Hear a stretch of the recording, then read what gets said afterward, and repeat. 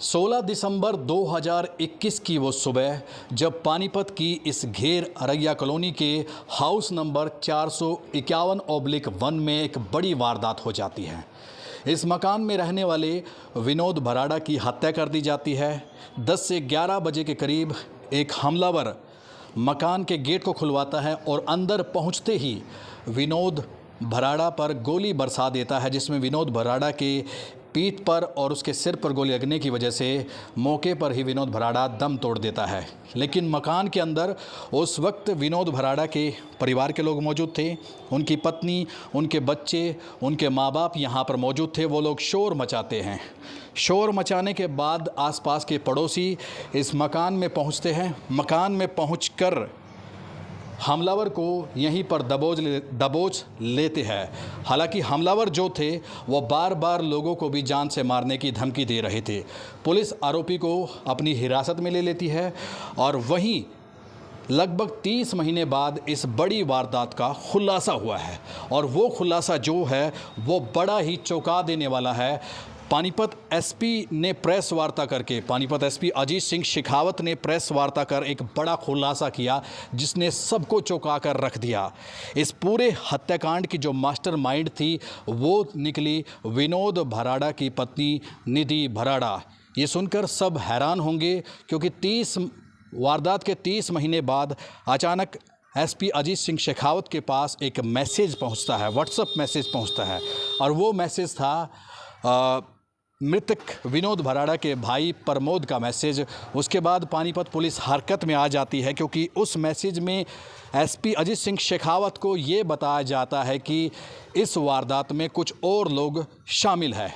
लेकिन पानीपत एसपी ने जो खुलासे किए वो और भी चौंका देने वाले थे। अब सवाल ये उठता है कि विनोद भराड़ा की पत्नी निधि भराड़ा ने आखिरकार अपने ही पति की हत्या क्यों करवाई।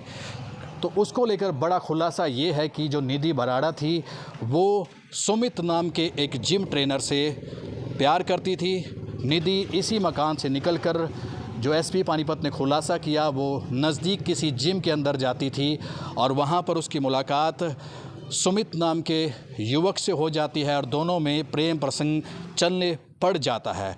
और उसके बाद दोनों प्लानिंग बनाकर विनोद भराड़ा को अपने रास्ते से हटाने की कोशिश करते हैं। ये वही लोकेशन है जहां पर हंगामा हुआ था। विनोद भराड़ा को हटाने की कोशिश करते हैं और इसी कोशिश को पूरा करने के लिए निधि भराड़ा और सुमित मिलकर एक सुपारी किलर को हायर करते हैं, जिसका नाम था देव सुनार। देव सुनार को दोनों ने लालच दिया, अगर वो इस वारदात को अंजाम देगा तो उसके परिवार को वो लोग पालेंगे। निधि भराड़ा और सुमित देव सुनार नाम के व्यक्ति को हायर कर लेते हैं और उसे लालच दिया जाता है 10 लाख रुपयों का, और 10 लाख रुपए के अलावा उसके परिवार का पालन पोषण करेंगे।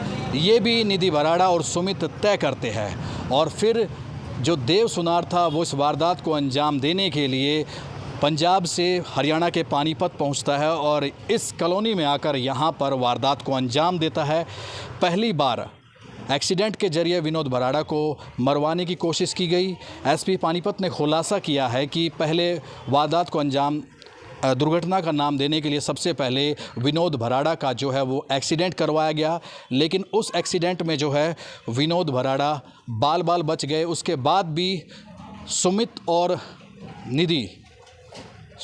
निधि दोनों ने अपनी कोशिश जारी रखी और फिर से विनोद भराड़ा को अपने रास्ते से अलग करने की कोशिश की गई। उसके बाद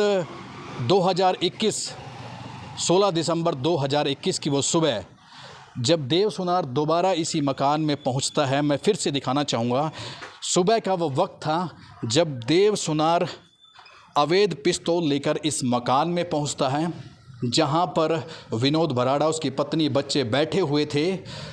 और अंदर घुसते ही ताबड़तोड़ गोलियों से विनोद भराड़ा पर वो वार कर देता है। अब पानीपत एसपी ने खुलासा इस पूरे मामले को लेकर कर दिया है कि इस पूरी घटना की जो मास्टरमाइंड थी वो विनोद भराड़ा की पत्नी थी और इस पूरी वारदात को अंजाम देने के लिए ये पूरे प्लान को रचा गया।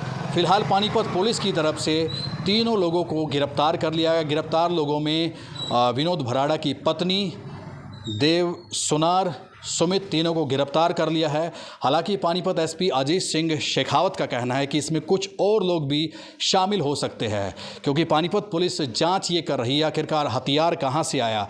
कुछ और लोग भी इस मामले में शामिल हो सकते हैं।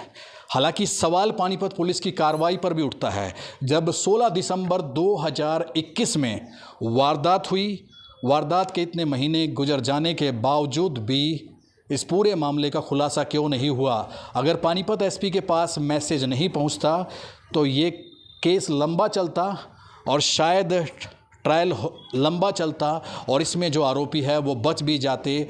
लेकिन इस पूरे मामले का खुलासा हो चुका है और फिलहाल की बात करें तो विनोद भराड़ा की पत्नी सुमित और देव सुनार जो कि हमलावर था, जो कि आरोपी था, तीनों लोग पानीपत पुलिस की हिरासत में हैं।